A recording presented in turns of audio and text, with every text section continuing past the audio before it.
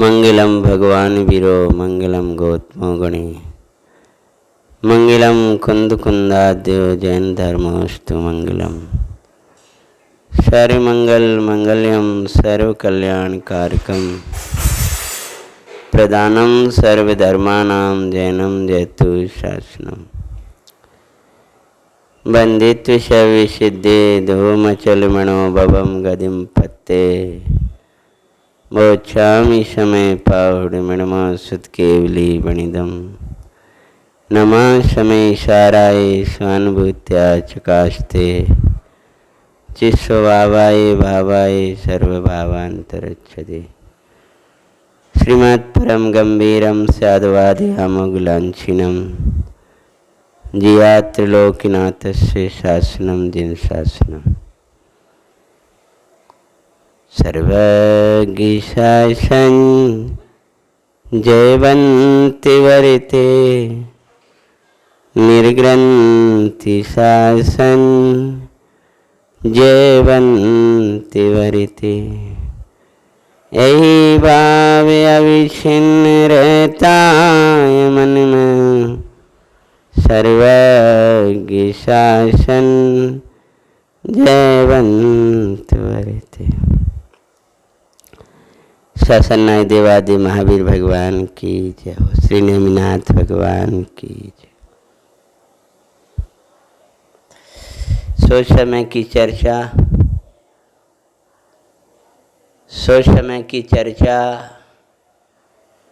स्वयं समयमयी चर्या के लिए है। चर्चा के बिना चर्या होती नहीं है और चर्या के बिना चर्चा सार्थक होती नहीं है।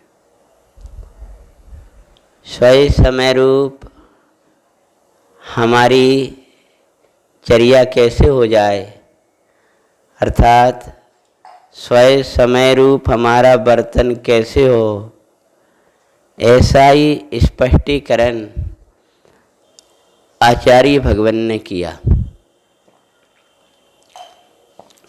तो स्वयं समय रूप जो प्रवर्तन है उसका आचार्य महाराज का जो अभिप्राय है उसको अपन ने ज्ञानियों के से समझ करके कल और आज सुबह की वेला में स्पष्टीकरण किया। अब परिसमय पना क्या है? उपाधि तो स्वयं समय रूप वृत्ति है, पर परिसमय को जाने बिना त्याग कैसे करें? लिखा है बिन जानी ते के जाने ते दोष गुरन को कैसे तजिए गहिए। परिसमय पना जान करके ये देखो कि ऐसा परिसमय पना हमारे अंदर है कि नहीं।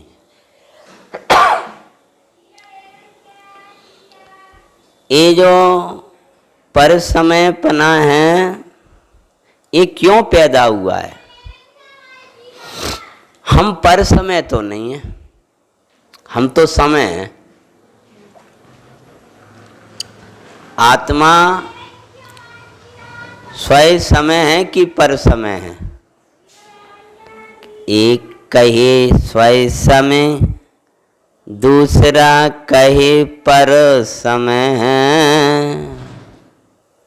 एक से एक ने कहेगा कि यह आत्मा स्वयं समय है, एक कहेगा कि आत्मा पर समय है। यानी ये सब कथन नए पद्धति से है। कहीं कहेगा कि ये स्वयं समय, इस समय दृष्टि से सिद्ध परमात्मा तक ये स्वयं समय है, और एक ने कहेगा कि ये सब पर समय है, पज्जय मूढ़ा पर समय। ये पर्याय मूढ़ हैं, असमान जातीय द्रव्य पर्याय को जिन्होंने में जो तन्मय हैं मानुष व्यवहार को छाती से लगा रखा है कि पर समय है। मैं सुखी, मैं दुखी, मैं राजा, मैं रंग की पर समय प्रवृत्ति है। ये प्राप्त पर्याय की तन्मयता ये पर समय रूप प्रवृत्ति है। तो कोई न कहता है एक ओर से देखने पर समय पना दिखाई देता है, एक ओर से देखने पर कहीं स्वयं समय पना दिखाई देता है।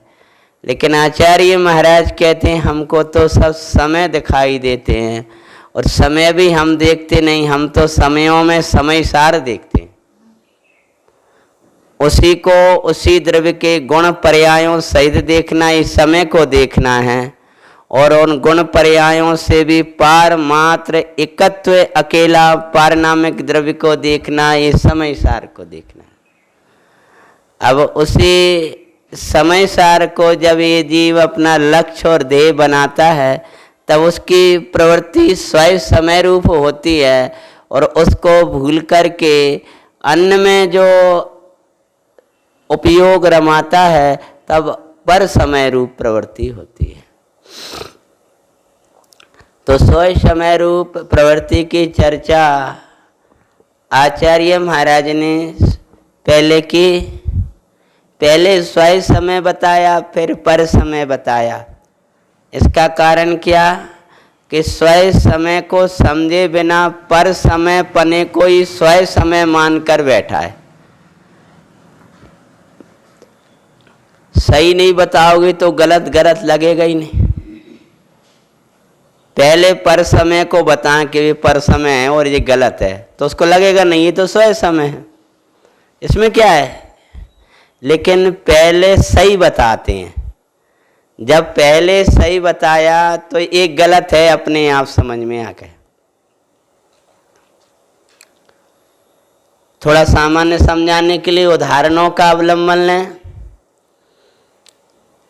तो जब भाई पिता ने उसका करोड़ का हीरा दिया, उस बालक को, हीरा लाल, हीरा चंद, क्या नाम था याद नहीं है, आप कुछ भी कहो कहानियों में, हर एक दुकान पे जाता था और फिर चेतन लाल, हीरा लाल, हीरा चंद नहीं, चेतन लाल, हर एक दुकान में जाता था और उसकी कीमत नहीं बताते, कहते हल्की कीमत दिखाते थे, कुछ काम का नहीं। लेकिन उसको वो गलत लग ही नहीं रहा था। सेठ के पास में जब गया तो क्या ये 2 पैसे का है, ये 5 रुपये का है, ये कुछ काम का नहीं है, तुम्हारे पिताजी इस चूक कैसे गए, ये कुछ नहीं कहा। उन्होंने उसके मूल द्रव्य को, उसको मूल उसकी बुद्धि को समझकर अपने पुत्र की तरह उसको पहले हीरा क्या है ये समझाया। 6 महीना बाद हीरा वो वाला कांच है ये समझ में आ गया। अमृतचंदाचार्य महाराज ने समय के बाद में स्वयं समय क्या है ये समझाया। तो पर समय पना ये गलत है, ये अपने आप समझ में आ जाएगा। जब स्वयं समय ये है तो महाराज ये पर समय क्या है, तो वो चर्चा करते हैं।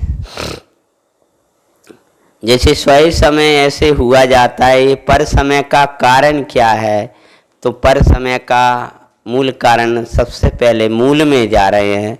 कहते हैं अनादि अविद्या रूपी। किंतु जब भय यह समय, यह ज्ञान दर्शनमयी जानने वाला और परिणमन करने वाला एक ही साथ जाने और परिणमे वही समय है। तो यही समय जब अनादि अविद्या रूपी केले के मूल की गांठ की भांति अनादि से चले आई अविद्या,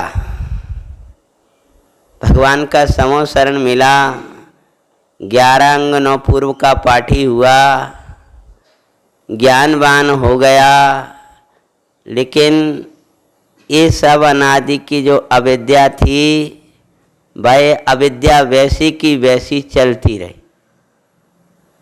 सब अंगे पड़े 9 पूर्व रटे, पर विद्या बाने नहीं हो सका। जीव जोधा पुद गलिय जुदा, इतने से भय ज्ञान प्रगटा। ये अनादि अविद्या ही है, किंतु अनादि अविद्या रूपी, अनादि का अज्ञान रूपी, मिथ्यात्व रूपी केले के मूल की गांठ की भांति।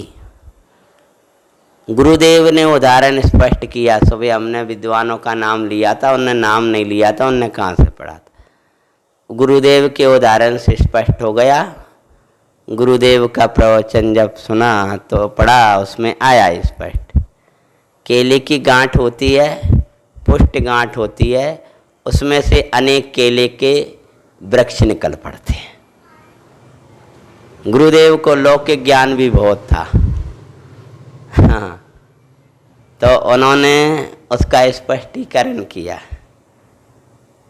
कि जैसे केले की पुष्ट गांठ होती है, उस गांठ में से अनेक वृक्ष निकल पड़ते हैं, उसी प्रकार ये मिथ्यात्व है, इसमें से कसायों कोई वृक्ष निकल रहे हैं। ये उदाहरण दिया। कहते हैं केले के मूल की गांठ की भांति पुष्ट बड़ी पुष्ट होती है। वो एक गई दूसरी को पैदा किया, वो नया नया केला पैदा करती रहती है। एक गांठ अनेक वृक्षों को पैदा करे, ऐसे ये एक प्राप्त पर्याय की तन्मयता अनेक प्रकार के वैभाविक भावों को पैदा कर रही है। ये एक बार ये पुष्ट हो गया कि इसने मेरा बुरा किया है, मिथ्यात्व के उदय में वो 10 भव तक, 15 भव तक, करोड़ों भव तक ले जाए। जब तक वो अंदर की गांठ बनी रहती है। किसी साधर्मी के बारे में गांठ बना ली इसने, गांठ वही बनाता है जिसको ये वाली अनादि अविद्या वाली हो। अब बाका जितना है वो उल्टा उल्टा उल्टा उल्टा उल्टा निकालती रहेगी। सच्ची बात है, बिल्कुल उस दिन ऐसा ही हुआ था। मानो उसका भला भी कर रहा है तो बुरा सोचता है, बुरे बुरे भी याद करता है, मानो उल्टा उल्टा सोचता है। ये मिथ्यात्व आपने जिसके संबंध में पैदा किया तो वो आपकी और कसायों का पोषण, नए नए वृक्ष पैदा करता जाएगा। वो अच्छा भला कहेगा भैया स्वाध्याय कर ले, हाँ जी चाहे थे हम सोए ना। हाँ, उससे कह दे कि भैया पानी भोजन कर ले, लगे हमें वाह में कर दिया। मन वो अच्छी बात भी कहे और अगर उसने कहीं बुरा उल्टा मान लिया अंदर में तो उसको हर एक में उल्टापन दिखाई देगा। अच्छे पने क्यों, वो अंदर में गांठ बन गई ना।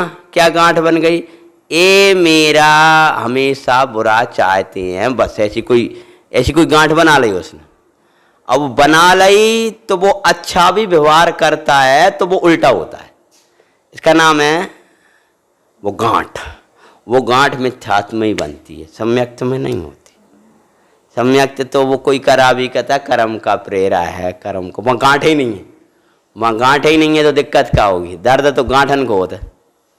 हाँ, गांठन की बुखार चल गए, गांठन के दर्द हैं, वैसो दर्द है पेट में तो कोई बात नहीं है। गांठ वालों दर्द है तो घबराहट होती है कि गांठ है, ये तो बहुत खतरनाक है। ऐसे ही अगर जी गांठ है और कसाय के संसात में अंदर जाके गांठ बनी है, वो बहुत खतरनाक व्यक्ति है। और जाने का बात कह भी दई और खुदा ही निंदा नहीं लगा, बाद में भूलेगा जी। गांठ पार्श्वनाथ स्वामी के साथ के जीव के साथ में वो कमठ ने ऐसी गांठ बांधी थी कि 9 बजे तक चली गई। ये गांठ यही है। ऐसी शरीर के साथ में तुम्हारी गांठ ऐसी है जो मेरो है जी, अनादि अविद्या की गांठ है। और ये नया नया दुख दुख दुख दुख दुख भावों को पैदा करती रहती, दुख भाव पैदा करती है। दुख भाव को लाता है। क्या लाता है? दुख भाव। ब्रह्मचर्य निर्देश का दुख भाव। हाँ, बहुत अच्छा। ये पर का अवलंबन उसको आता है जो दुखी होता है, सुखी को पर के अवलंबन का भाव नहीं आता। जैसे वास्तव में कोई कसाय भाव है, उसको संग अच्छा संग मोहियों का अच्छा लगता है, मंद कसाय में संग अच्छा लगता है, और जब वो भी जाने लगती है, चैतन्य की रस लग जाता है, तो असंग अच्छा लगता है। संग अच्छा लगता है कि संग अच्छा लगता है कि असंग अच्छा लगता है? तीन समझ में? संग, संग और असंग। जो आपकी कसायों का पोषण करते हैं वे हैं संग, जो आपकी कसायों के शोषण में निमित्त होते हैं, कसायों पर प्रहार करते हैं, ऐसे साधर्मियों का समूह कहलाता है संग।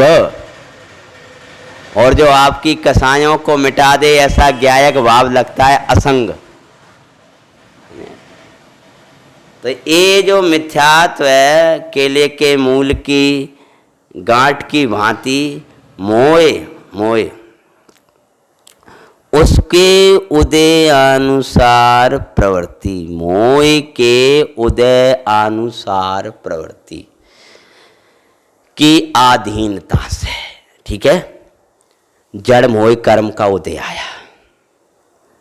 अब जैसा उदय आया उसमें क्या हुआ, अब देखते चलना, अर्थ करना शुरू कर दिए ग्रंथ से। उदय अनुसार, तीव्रता मंदता का जो उदय आया उसके अनुसार जुड़ा। प्रवृत्ति, जैसा उदय आया उसके अनुसार, उदय अनुसार प्रवृत्ति, उसी उदय को निजपने मानना जानना और उसी में प्रवृत्त होना की अधीनता से। उदय अनुसार प्रवृत्ति, जैसी प्रवृत्ति, जैसा उदय आया उसके अनुसार प्रवृत्ति, उसकी अधीनता से, अधीनता से। मानो उदय ने तुम्हारे लिए जबरन प्रवृत्ति नहीं कराई, तुम ही उदय अनुसार प्रवृत्ति के अधीन हुए हो। उदय ने कराया हो ऐसा नहीं है, तुम अपनी आदत से ही उसमें जुड़े हो, अधीनता से। अब जब उदय अनुसार प्रवृत्ति के अधीन ही हो गए, जब उल्टी उल्टी काम करवे कि हम अधीन ही हो गए, अगर संग में रह रहे हो गुरुजनों से छिपाने की आदत ही पड़ गई तुम्हें, उल्टा सीधा खाना अपना अपना वह अधीन ही हो गए, तो फिर क्या होगा? कुछ दिन बाद में एक दो बार भी झेल लेंगे, समझा देंगे, क्या होगा उसके बाद में? छूटोगे वहाँ से। ऐसे ही यदि तुम्हें उदय के अनुसार प्रवृत्ति के अधीनता से आत्म तत्व छूटा है, आत्म तत्व तुमसे कहीं दूर नहीं है। पकड़ गया? सत्य कठिन तो नहीं लग रहा? समझ में आ रहा है? विषय चलता है और अपनी गलती चलती है। अरे मैं तो गायक हूँ, मैं तो गायक हूँ, ये सुन सुन कही अपनी वैसे अपनी वो पुष्टि करते रहे, जो मिथ्यात्व बनो रहे, तो क्या मतलब निकलता? इसी समय सार में एक ओर से द्रव्य स्वभाव की महिमा करेंगे तो पर्याय में चलने वाली गलतियों की बात करेंगे, भीतरी भूल, कर्तृत्व की, भोक्तृत्व की। अब ये जब पार हो जाता तब नियम सार में गायक की धुनें लगती। अगर अपन नियम सार में एक कलश के बाद फिर गायक, वो तो ऐसा है, पंडित साहब की भाषा याद करें कि बस उतना वो कर लो और सुन ला और सुने से बने गए अपने। वो जैसे कोई कछु ले लेते इंजेक्शन टाइप का और फिर अपने वास्ते ऐसी अपन तो गायक हैं, जैसे जो लोग हैं ना अपने, हाँ वो पढ़ लो अध्यात्म का और दिव्य दृष्टि पढ़ ली और वैसी पढ़ ली और मोह को नित्य भूषित करो ग्रंथ जुरत्न करंड। इतने महान आत्मा हैं कि जा कर के दोबारा देखो नहीं होगे कहाँ लिखी है पंक्ति। हाँ, हम सबकी नहीं कह रहे, लेकिन ऐसे भी महान आत्मा होंगे कि जिन्हें भाव ही नहीं आओ, बकवार्थ भी कर दो कि पूरी मूल्यन कहाँ है, किधर है, मतलब और उसको कहाँ कैसे लिखी है, उसमें क्या अर्थ हम अभी तक पढ़ते थे, तो ये लगा लेते हम रोजाना पढ़ते। हम तो यार रोजाना पढ़ते हैं। तुम आज सुन रही तुमने, आज तुमने पढ़ रही तो कहोगा, लेकिन हम रोजाना पढ़ते तो आखो अर्थ का था का विचार करो है। और अब ऐसे ही विचार करेंगे, मोको नित्य भूषण करो, रेकार तुकार के वचन न निकले, मोको नित्य भूषण करो। उसकी एक एक पंक्ति बाँचते जाओ और ऐसे कहा, हाँ मोको नित्य भूषण करो, ऐसे ही मेरे वचन हो जाए, मुझे ऐसे आभूषण पहना दो रत्नखंड साहब का चार। तुम्हें बातें ही करवो नहीं आता, वही तो तुम्हें दुनिया अच्छी लगती है। तुम्हें शास्त्रों के साथ में माँ वत व्यवहार करना आता कहाँ है? जिनवाणी के साथ में माँ जैसो तुम्हें लगत कहाँ है? तभी तुम्हें दूसरे याद आते हैं। याद आने का कारण तो यही है कि जिनवाणी को तुमने माँ मानी नहीं है। मम्मी माँ हमें समझाओ ना जी, हमें जी सजा दो, जी पहना दो ना, जी पहना दो ना। ऐसे तुम्हें जिनवाणी के संग लगत का है जी, ऐसी वचन हमारे हो, उनको नित्य भूषण करो। एक एक पंक्ति बाँचते जाओ। देखो हमने जितना किया उससे तुम आगे बढ़ा तो आनंद है। और आके कहो कि वो हमने और विचार करो, एक एक लेन वाँचेंगे, हमों को नित्य भूषण करो, हर एक वामों को नित्य भूषण करो। ये निसंकता, और फिर वो निसंकता तो हमने बोल देगी होलसेल में ऐसे। हाँ अब आखिर एक एक शब्द में, वाह ऐसी निसंकता मोह भूषण करो, इसी से मैं सजूंगा। चाहो तो 1 घंटा बोलते रहो। बोलने से क्या होगा? घोलने से काम होगा, जीवन में मिलाने से परिवर्तन से होगा। तो यहाँ ये कहते हैं कि अपन अगर उनके अनुसार चलने लगे, तो मित्र की बातें करने लगे, फोन में वैरण सम्मेलन लगे, गुरुजन तुम्हें कुछ दिन देखते रहेंगे, भैया ठीक है तो या तो तुम्हें छोड़ के भग जाओगे, या फिर वे कह देंगे अगर ऐसे ही चलना है तो जाओ। जब तुम्हें ऐसे ही रहना है तो तुम जाओ और तुम्हें वो अच्छा लगेगा। सो ऐसे ही अगर तुम उदय के अनुसार प्रवृत्ति करते रहोगे, जो उदय आया उसी में जुड़ गए, जो उदय आया उसी में जुड़ गए। आत्म तत्व से दर्शन ज्ञान स्वभाव में नियत वृत्ति रूप आत्म तत्व से छूटकर, दर्शन ज्ञान स्वभाव में नियत वृत्ति रूप आत्म तत्व से छूटकर ये काम करता है। बहुत से लोग क्या होता है, बड़े बड़े गुरुओं की शरण भी ले ली है, चले भी गए, लेकिन फिर जो प्रवृत्ति गलत देखी जाती है, अनुशासनहीनता और ऐसी ऐसी बात है, तो उनसे छूटकर कर रहा है। वो वहाँ रहता हुआ भी उनसे छूटकर कर रहा है, छूटकर कर रहा है ना, छुप के कर रहा है। उन्हें पता ही नहीं चल रहा जब बात को, हमें तो पता ही नहीं चले फोन मोन कब होते रहे थे, कहाँ नहीं होते रहे। अपने गुरुजन बोलते हैं, पंडित साहब बोलते हैं, हमें पता ही नहीं। छूट करके तुम जुड़ते हो उदय में, मन अपने नाथ को छोड़कर उदय में जुड़ते हो, प्रभु को छोड़कर उदय में जुड़ते हो। आनंद का सागर लुटता अरे ये भाई, भैया जी अपनी गलती चल रही है, अपने पतो नहीं चला। कच्छ लोग द्रव्य दृष्टि प्रकाश बढ़िया है, पढ़ो खूमने नहीं है, उसके 2-4 बोल पढ़ते रहते, उतने ही पढ़ते रहते, बाद बाकी प्रवृत्ति ऐसी चलती रहती। आज ही कोई अध्यात्म का करें, जी पढ़ लो, सुबह वो पढ़ लो, बढ़िया बात है, हम मना नहीं करें, लेकिन सबका चार पढ़ने का भाव क्यों नहीं आता? और नहीं आता भाई की हालत ये है। ये कहते हैं मोह के उदय के अनुसार प्रवृत्ति की अधीनता से अब उसके अधीन हो गए ना, जो व्यसन का अधीन हो गया, समझ लो गुरुजनों से छूट गया। ऐसे ही हम इसमें जोड़ने के अधीन हो गए तो आत्म दर्शन ज्ञान स्वभाव, पर अपने को जानने देखने वाला मानेगा ही नहीं। कभी रागी मानेगा, कभी देश, नियत वृत्ति रूप जिसकी एक ही स्वरूप रहता है, ऐसा आत्म तत्व से। अब ये जिसका अपन अर्थ कर चुके, दोबारा नहीं कर रहे, आत्मा की जो विशेषण से छूट कर। तो छूट कर का अर्थ नहीं है कि पहले तो जुड़ा था और फिर छूटा, इसका अर्थ ऐसा समझना, अनादि से ही छूटा हुआ के अर्थ में ही छूट कर है। का छूट कर का अर्थ ऐसा नहीं है कि ज्ञानी की बात चल रही हो या उससे छूट करके और फिर उसमें जुड़ने के लिए जाते हो, ऐसा नहीं है। पहले जब अनादि अविद्या लगाएंगे तो इसको अनादि से ही छूटा हुआ लगाएंगे, और अभी जो जाता है चारित्र मोह का, उसकी बात कहेंगे तो भले छूट कर अर्थ लगा लो, लेकिन अनादि अविद्या वाली बात चलेगी ना, और फिर चारित्र मोह में उसके अनुसार प्रवृत्ति नहीं करता, मानो उस रूप अपने को मानता जानता नहीं है। भले प्रवृत्ति दिखाई देती है लेकिन वो उससे अपने को न्यारा देखता है।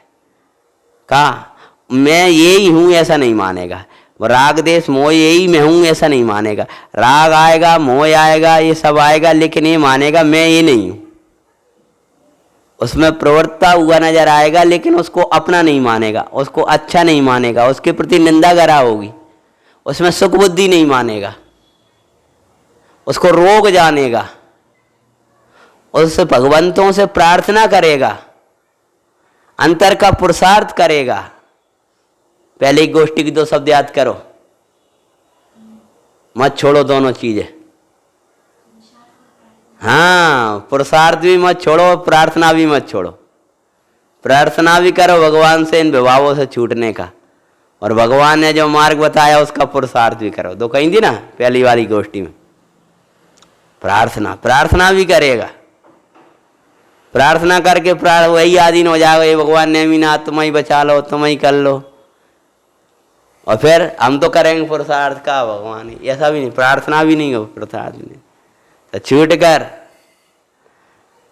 मनो उनके आधीन हुआ तो अनादि का छूटा हुआ ये, इसका नाम है छूट कर। परद्रव्य के निमित्त से उत्पन्न हुए। परद्रव्य मतलब द्रव्य कर्म मोह आदि। परद्रव्य मतलब द्रव्य कर्म और नो कर्म, ठीक है ना, और मुख्य रूप में द्रव्य कर्म और सहचर रूप में उसका नो कर्म। नो कर्म मतलब सामने वाले के वचनों को सुनकर, चेष्टाओं को सुन करके, हैं, या द्रव्य कर्म में उस जाति का उदय, मोह का, मंदता तीव्रता का, साता आदि के उदय, उनमें उनके अनुसार प्रवृत्ति, या कर्म नो कर्म के अनुसार प्रवृत्ति। जो कर्म नो कर्म मतलब द्रव्य कर्म और नो कर्म के अनुसार प्रवृत्ति होती तो भाव कर्म पैदा होते। तो कहते हैं परद्रव्य के निमित्त से, परद्रव्य के निमित्त से।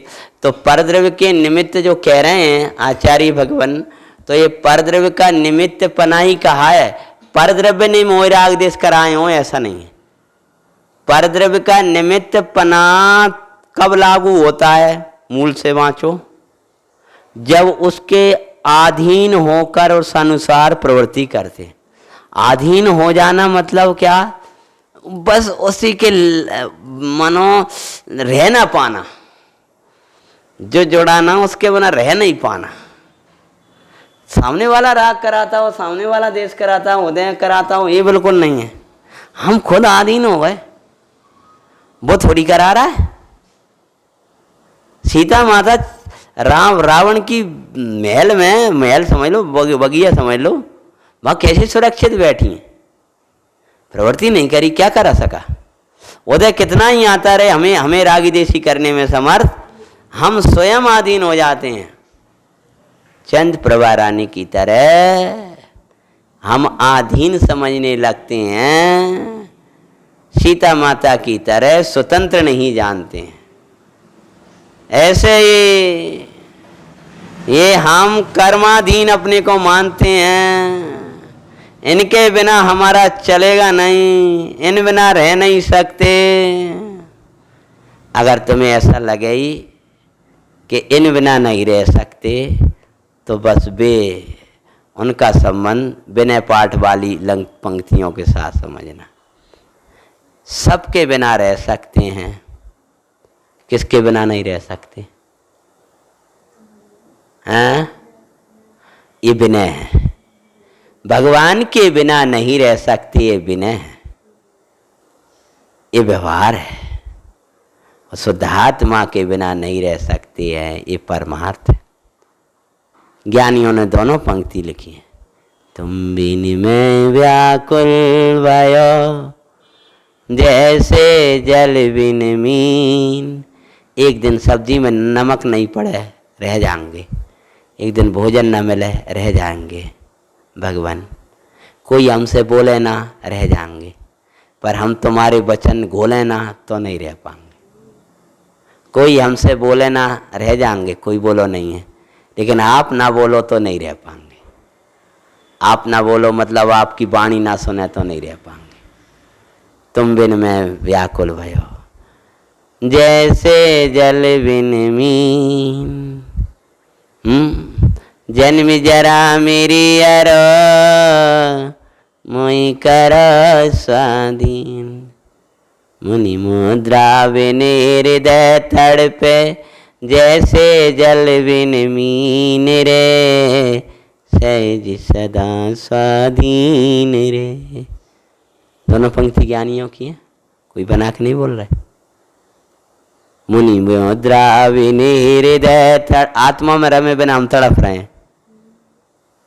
मुनि मुद्रा मतलब आत्मा रमनता रूप प्रवृत्ति। जैसे जल बिन मीन रे, सहज सदा स्वाधीन रे। तो कहते हैं आदीन शास्त्र दर्शन ज्ञान स्वभाव निवृत्ति आत्म से छूट कर पर द्रव्य के निमित्त से उत्पन्न होने वाले मोह राग देश आदि भावों में एकता रूप में लीन होकर प्रवृत्त होता है। क्या हुआ? मस्त जब हो गया जब गुरुओं को छोड़ ही दिया उसने। समझ में आया? जैसे उसने संयमियों त्यागियों को छोड़ दिया तो न चल रहा हो बस, ऐसी जे आत्मा को छोड़ा सोई राग देश मोह में सन गया। छूट कर करता है, और आत्मा ना छूटे और फिर राग देश मोह हो भी तो एकता नहीं करेगा, उनमें मगन नहीं होगा। मग्नता जब होती है जब आत्मा तक छूट जाता है, आत्मा से छूट कर होते हैं। इसलिए मोह कहता है ये इसको आत्मा छुड़वा दो। जब तक इसको आत्मा नहीं छुड़वाया तब तक जे अपन में एकत्व करने वाला नहीं है। जे भले ही अपने साथ में मिला जुला रहे, आता जाता रहे, तो भी ये शांति नहीं मानेगा अपने संग, और कोशिश ये करेगा कि अपनों संग छूट कर जे बई के संग चला जाए। इसीलिए इसकी आत्मा को छुड़वाओ। तो जबरदस्त कार्य रहता है कि आत्मा के पास ना जा पाए। जैसे वो वैश्या सोचती थी कि स्त्री को ना देख पाए, ऐसे ये मिथ्या परिणति कहती है आत्मा को ना देख पाए। सब कुछ कर ले लेकिन आत्मा को ना देख पाए। विवाह कर लाओ कोई बात नहीं, भाई स्त्री के संगे घूम लाओ, हम जो ही मतलब फेरा वेरा होते हैं नेक निकता कर लाए, सब कुछ कर लाए, कोई बात नहीं है, देखे ना। ऐसी आत्मा को सुन ले, कोई बात नहीं है। ने कहा तो इतनो भी हो, पहले तो वो इतनो ही नहीं करन दे, पहले जी के तो विवाह ही मत करो कि नहीं ऐसा नहीं हो सकत। तो पहले तो मोह जा तुम जाओ ही मती मंदिर, सुनो ही मती कि ऐसा नहीं हो सकेगा, वो तो हमने करा। चलो कोई बात नहीं, देख ना पाए आत्मा। जैसे उसने कह दी आंखों पर पट्टी बंधवा दी थी कि आप देख ना पाए जाए पर स्त्री, ऐसी तुम्हारे ये मिथ्यात्व ने ऐसी पट्टी बांधी है कि ये खूब समय सार सुनता रहे, सब कुछ करता रहे, आत्मा ना देख पाए। भाई ये काम करवाए, आत्मा देख ना पाए, आत्मा देख ना पाए, खूब महिमा लाता रहे, वैसा भी करता रहे, कोई बात नहीं है, आत्मा को देख ना पाए। और अगर उसने देख लिया ना तो अपना अपन देख भी लायक ही नहीं रहेंगे। बस इसीलिए इसने पट्टी बांधी है। ध्यानात ज्ञान पर मोह का पर्दा चढ़ा, इसलिए आत्मा नजर आता नहीं, पट्टी बांध ली उसने। सत्य में सवई सब भाव ने का पढ़ लाओ लिख लाओ ने का, कोई भाग्य से किसी भाग्य भगवान की बुद्धि बन गई, लेकिन एकाग्र होकर अपने प्रभु को देख नहीं पाता। अभी ये 8 साल पहले के स्वाध्याय सुन रहे थे इसी गाथा के, बिल्कुल बेही शब्द बोले, कोई अंतर नहीं। 8 साल पहले भी वही सुनो है और वही बाँचो है। नेकादार तो 19-20 हो रहा है, कोई रटो वो 8 साल पहले को आवे तक, ऐसा कुछ नहीं है। लेकिन सुन लो सब चलोगा। वो तो 8 साल पहले का रिकॉर्ड है, उसके पहले भी एक बार पूरा होगा तो उसके पहले भी चल गाओ है, तो कितने बार सुन लो। जय भव में सोचो सोचो भाई। लेकिन पट्टी ऐसी बंधी है कि जब जब मोह चढ़ेगा तो वैसो ही हो, कसाय आएंगी तो बे लेवल की आएंगी, सोच चलेगा तो वो ही चलेगा। हम ये नहीं कह रहे कि हम कछु तुम्हें समझावे बैठे हो, हम तो ये बता रहे हैं ये बैठो है अंदर ना। तो हमें ऐसे कोई लक्ष्य से बैठते हैं कि हमें तुम्हें कोई अलग से कहना है, क्योंकि हमें तो सब सहजता से कहते हैं भैया ऐसो कर लो। लेकिन ये तो तुम सोचो उसमें से कैसे अर्थ निकले। कहते हैं यहाँ परद्रव्य के निमित्त से उत्पन्न हो मोह राग देश भावों में एकता तो तभी कर पाएगा जब आत्मा में एकता नहीं होगी। एकत्व तो एक में ही कर पाएगा। एकता रूप में लीन होकर प्रवृत्त होता है।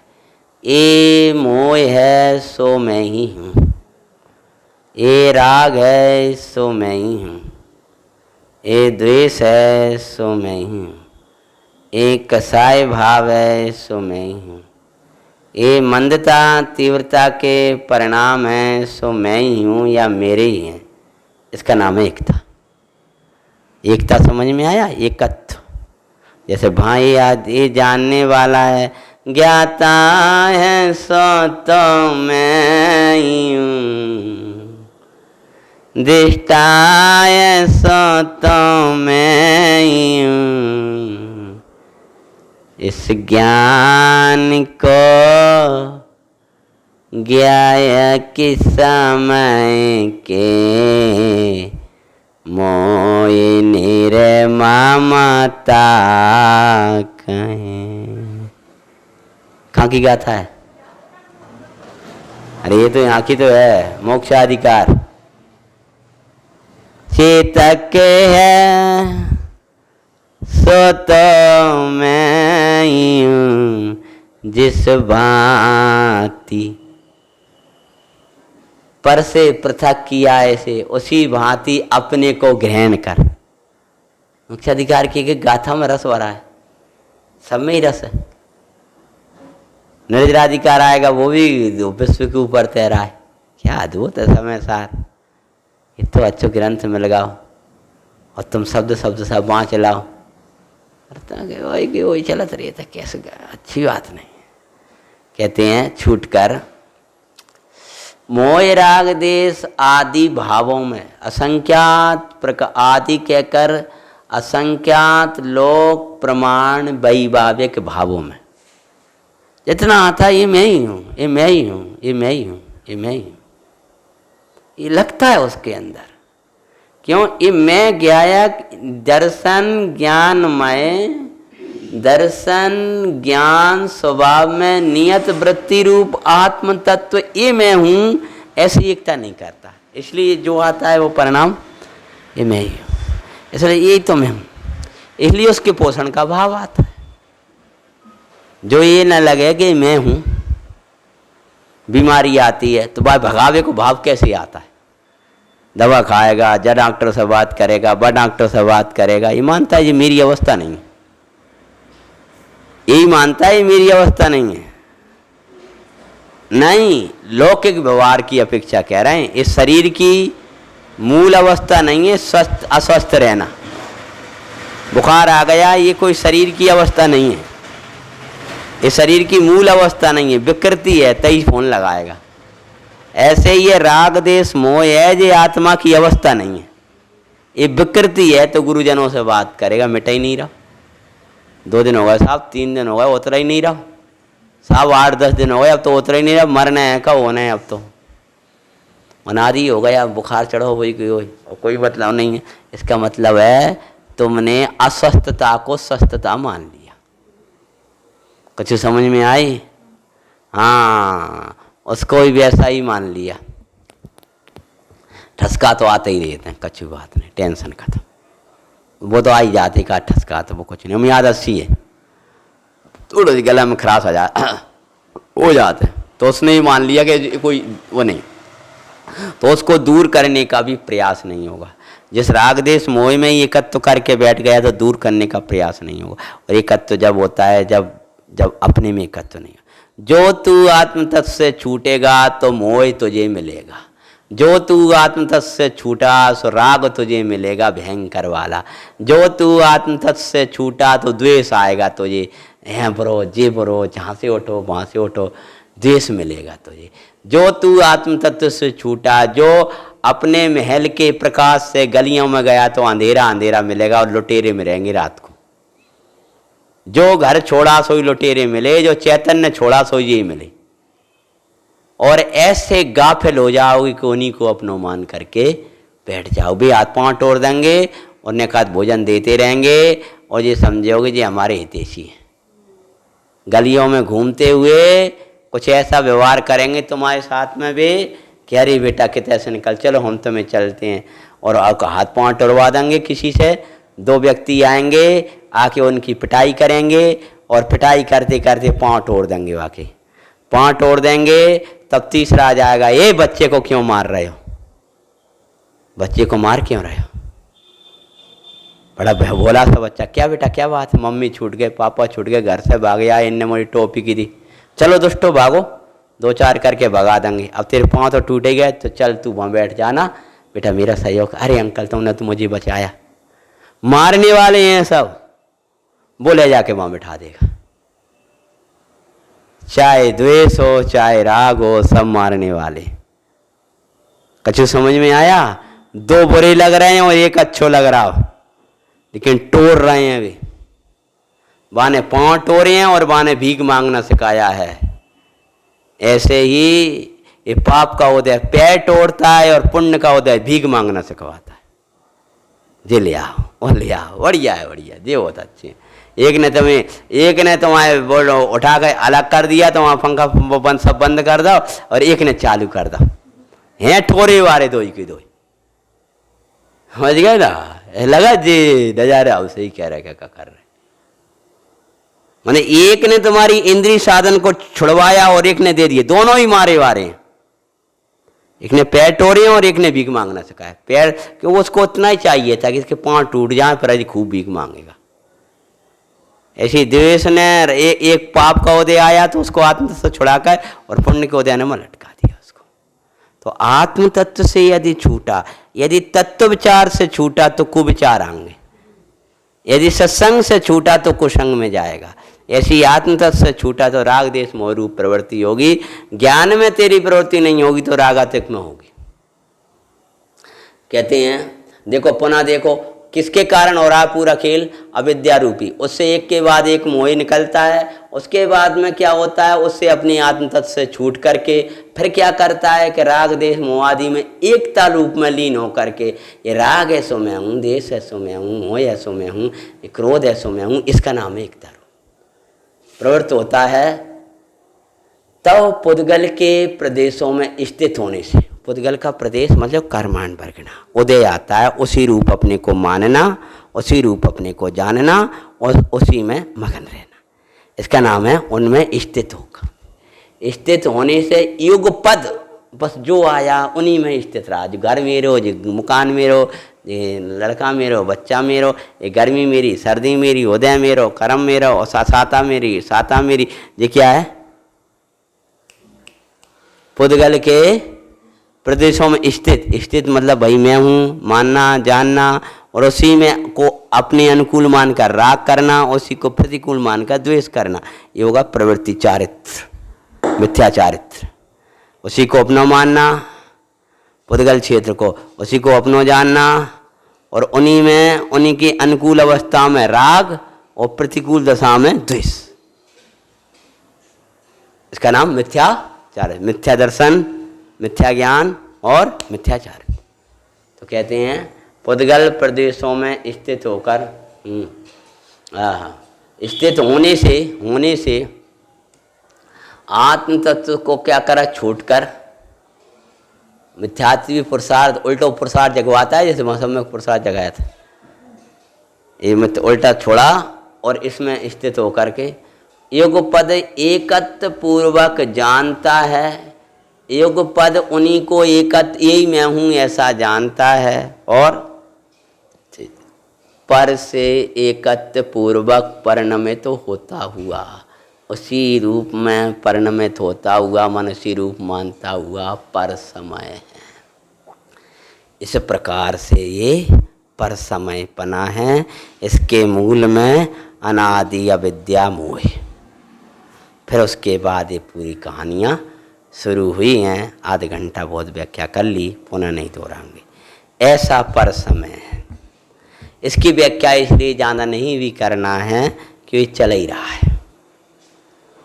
स्वयं समय की व्याख्या को जरूरी थी, उसको करना है। ये तो चल रहा है जीवन में, जितने उदाहरणदायी भी चल रहे हैं बिल्कुल, इसलिए पुनः व्याख्या करने की जरूरत नहीं है। इसको मिटवाना है, कहते हैं पर समय। इस प्रकार प्रतीति की जाती, इस प्रकार जीव नामक पदार्थ की स्वयं समय और पर समय। तो एक कहेगा स्वयं समय, दूसरा कहेगा पर समय, परंतु ये दुविधा पसंद नहीं है। तो अगली गाथा में इसको दूर करेंगे। दुविधता प्रकट की भावार्थ। भावार्थ का थोड़ा बहुत कुछ विषय है, लगभग अपन ने बाँच लिया। जीव नामक पदार्थ नामक वस्तु को पदार्थ कहा है। ठीक है, जो अनंत गुणों की बस्ती, उसका नाम वस्तु, उसका नाम पदार्थ है। पदार्थ का अर्थ किया था, तुम्हारे सामने किया था। पदार्थ का अर्थ क्या किया था?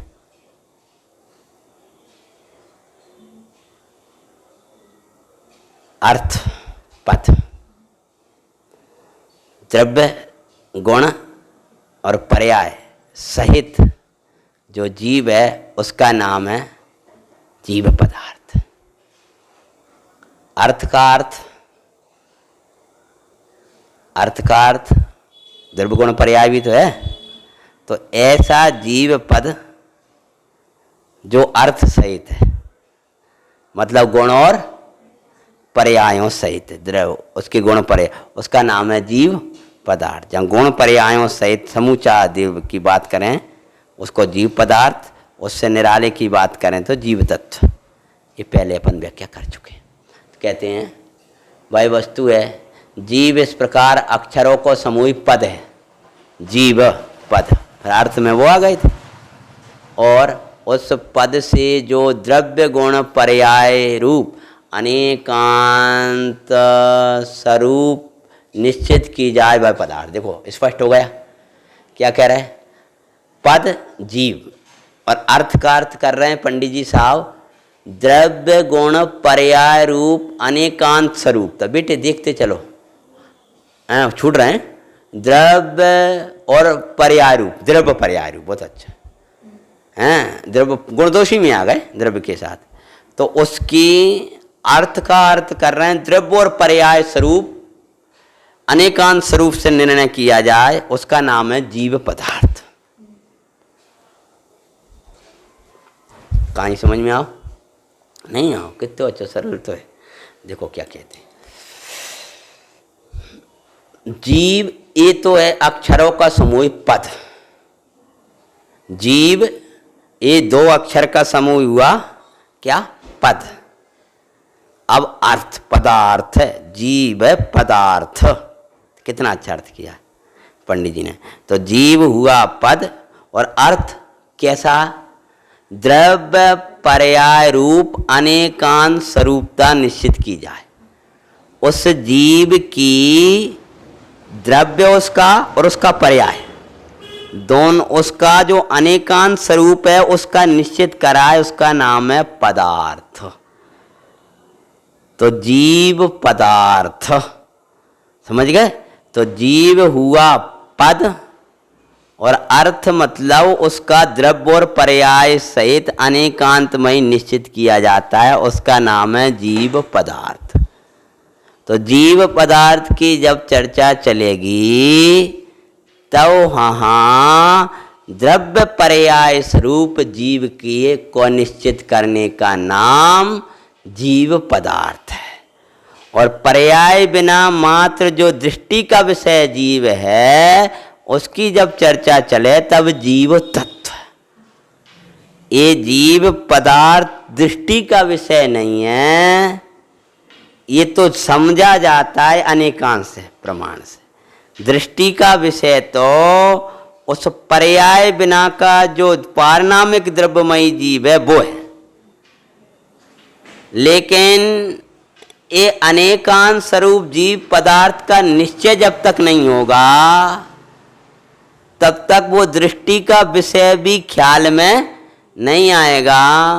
और इसको समझे बिना अकेली दृष्टि के विषय कोई ऊर्ध्व करेगा, इसको समझे बिना तो एकांत खड़ा करके स्वच्छंदता को ग्रहण करेगा और मिथ्यात्व का सेवन करेगा।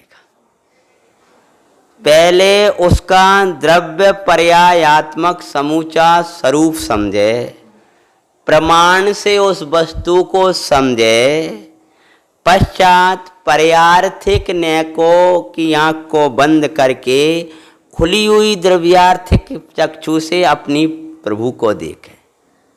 और अगर पर्याय को जब देखेगा तब ये द्रव्यार्थिक नेत्र को सर्वथा बंद करके खुली हुई पर्यार्थिक चक्षु से देखता है, तब उसको दिखता है कि नारक है, त्रियंच, चार गतियाँ ये सब। तो जीव पदार्थ मतलब अनेकांत स्वरूप जीव का वर्णन। अनेकांत स्वरूप का अर्थ है उसका द्रव्य पर्याय स्वरूप का वर्णन। आ गया? अब तुमको आ गया? ठीक है। अब वही जीव और पदार्थ उसी में से ये अर्थ निकलता है।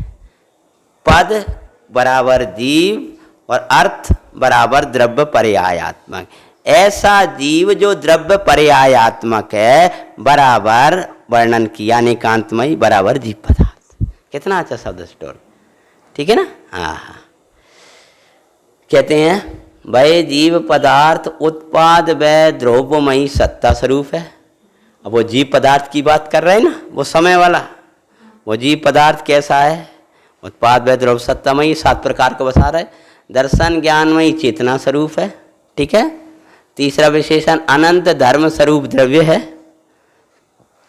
ठीक है। चौथा विशेषण द्रव्य होने से वही वस्तु है, ये उसी के साथ है, द्रव्यपना प्रकट है। गुण पर्यायवान है।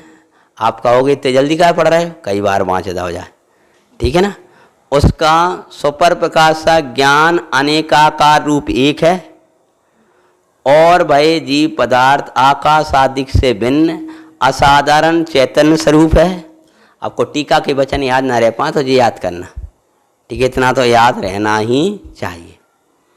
तथा अन्य द्रव्यों के साथ एक क्षेत्र में रहने पर भी अपने स्वरूप को नहीं छोड़ता। ऐसा जीव नामक पदार्थ समय है।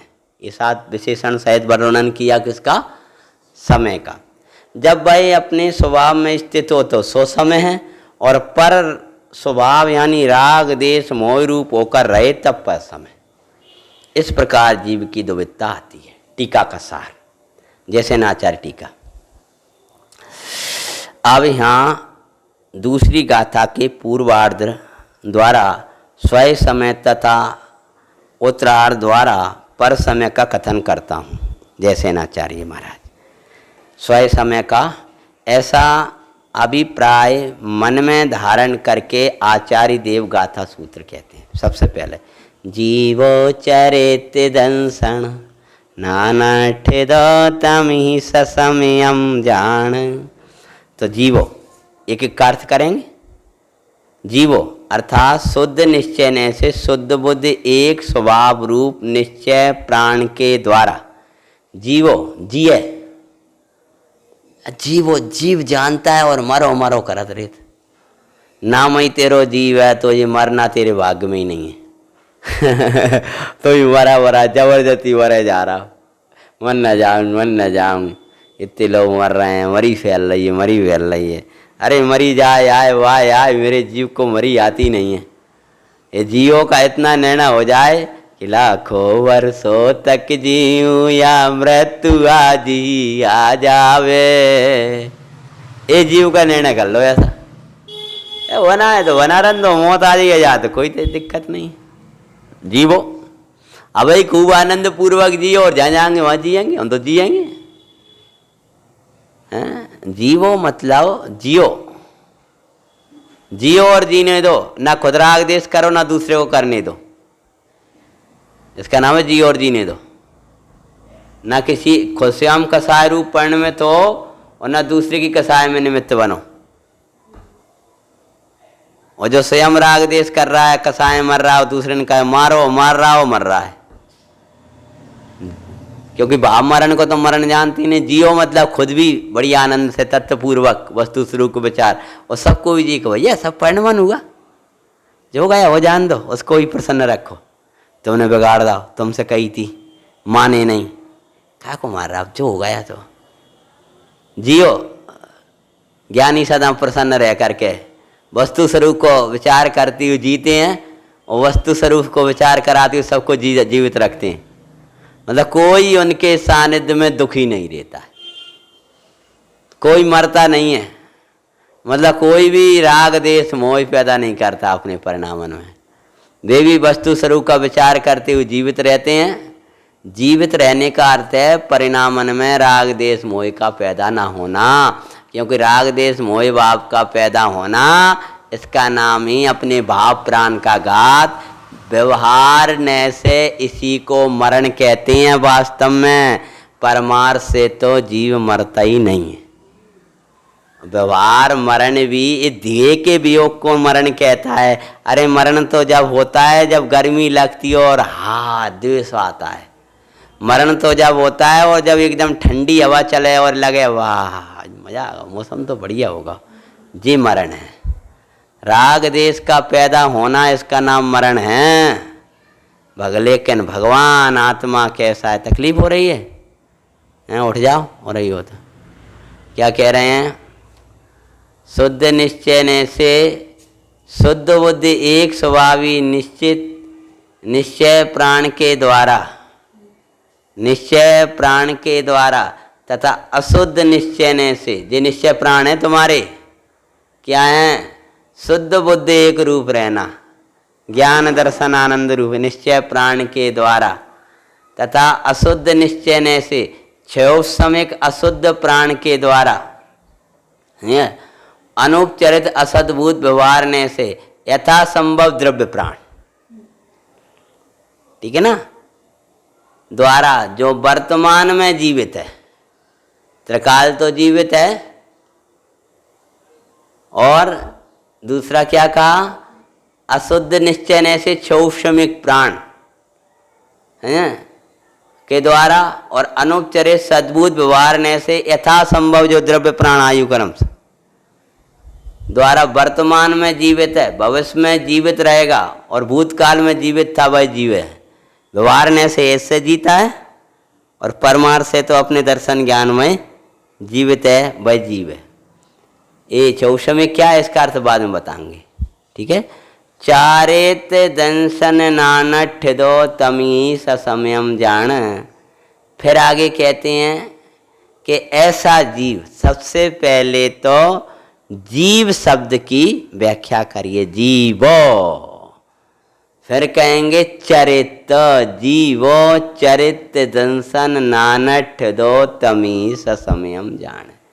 वह जीव जिस समय चारित दर्शन ज्ञान स्वभाव में स्थित रहता है, उस समय वही निश्चय से स्वयं समय है, ठीक है। ऐसा जानो, उसका विस्तार इस प्रकार है। क्या कह रहे हैं कि किस प्रकार से है? ये तो अपन ने इतना तो बाँच लिया। एक चौषमिक भाव प्राण क्या है इसका खुलासा करने बाद माँ की अमृतचंदा जी टीका में आ गए।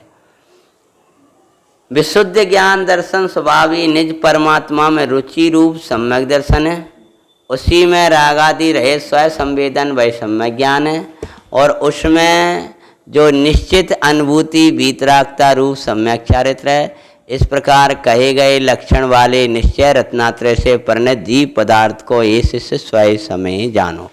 इसकी चर्चा अपन आगे करेंगे जैसे नाचार्य की टीका, और फिर थोड़ी बाँच करके, क्योंकि जैसे नाचार्य महाराज ने समय वाला विषय खुलासा नहीं किया, टीका का विषय बाँचा है स्वयं समय और पर समय, ऐसा स्पष्टीकरण जैसे नाचार्य महाराज ने किया है उसका मेरे समय से लेंगे। अभी का अपना समय हो गया। दूसरी गाथा को विराम दे करके फिर अपन तीसरी गाथा का स्वाध्याय की ओर बढ़ेंगे। निजी निधि निजी में